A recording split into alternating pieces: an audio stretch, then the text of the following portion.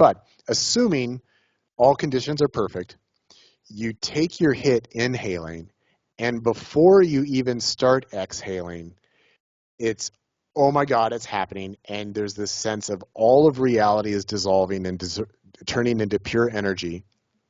You completely lose sight of where you are. You lose track of your body, and you very quickly lose your sense of yourself.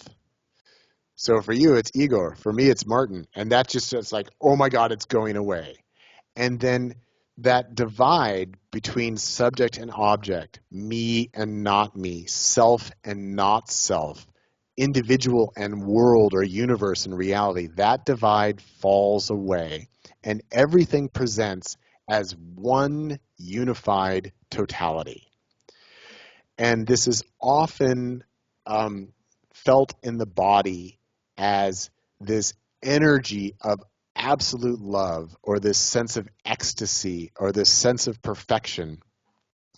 And for some people in that moment, it's like it's every possible thing is present at once, but there is no thing there because it's all possibilities and all potentials. And for others, it might present as it's just absolute emptiness that is alive. So there's different ways that it presents, but in this non-dual experience where there's no two, there's no me and whatever's not me, there's only the oneness, it presents as immediate and as obvious and as infinite and eternal. So it's just like, that's why I use the word God. It's like this is a consciousness and being that is eternal and infinite, and it's made out of this energy of unconditional love.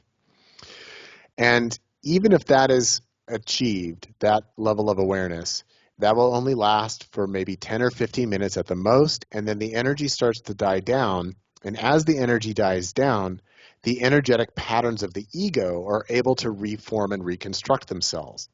But usually at that point, as the ego comes back on, all of a sudden the person realizes, like, holy shit, I am tripping harder than I even thought it was possible to ever trip. What the hell is going on here? So that individuated sense of self starts to return. And then if that ego doesn't do anything, it just relaxes, another 10 to 15 minutes after that, you will be completely back down to baseline. So the whole experience lasts for at most maybe 30 minutes, usually more within a 15 to 20 minute window. It's assuming you just take one hit of it. So it's very fast acting. It's incredibly powerful.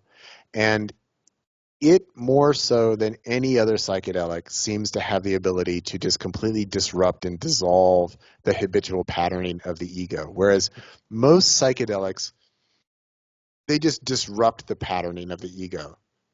So it's like, oh, I've reconfigured, oh, this is the different experience, this is the different experience, but it's still, the person is still there having that experience, and they still know that they are themselves all the way through that, including most experiences with DMT. But 5-MeO DMT has this capacity just to completely dissolve that sense of self within a few seconds. So it's rather startling. And even when people have had decades of experience with psychedelics, they're still astounded the first time they have a 5-MeO experience, because it goes beyond what they think psychedelics can do. So it can be very startling in that sense. But that's kind of 5-MeO in a nutshell. Yeah.